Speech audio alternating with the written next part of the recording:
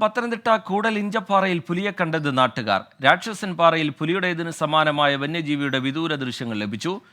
ദൃശ്യങ്ങളിലെ വന്യജീവിക്ക് പുലിയുടെയും കടുവയുടെയും സാദൃശ്യമുണ്ട്. മേഖലയിൽ വനംവകുപ്പ് കൂട് സ്ഥാപിക്കും.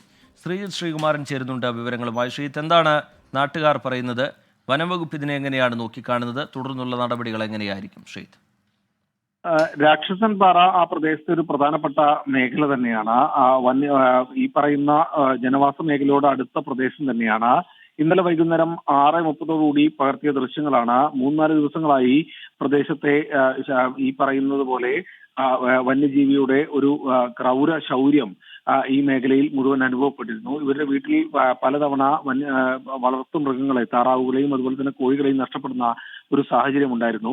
ആത്മജ എന്ന് പറയുന്ന ആ പ്രദേശത്തെ ഒരു നാട്ടുകാരൻ പകർത്തിയ ദൃശ്യങ്ങളാണ് ഇപ്പോൾ ഈ പുലിയുടെ ദൃശ്യങ്ങൾ എന്ന തരത്തിൽ നമുക്ക് ലഭിച്ചിരിക്കുന്നത്. എന്നാലും വനംവകുപ്പിനെ ആ സമയത്ത് തന്നെ വിവരം അറിയിച്ചു.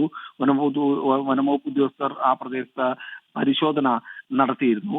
അതിനുശേഷം ഒരു CCTV ആ പ്രദേശത്ത് സ്ഥാപിച്ചിട്ടുണ്ട്. കൂട് സ്ഥാപിക്കുന്നതടക്കമുള്ള നടപടിക്രമങ്ങളിലേക്ക് കടക്കുമെന്ന് വനംവകുപ്പ് അറിയിച്ചിട്ടുണ്ട്.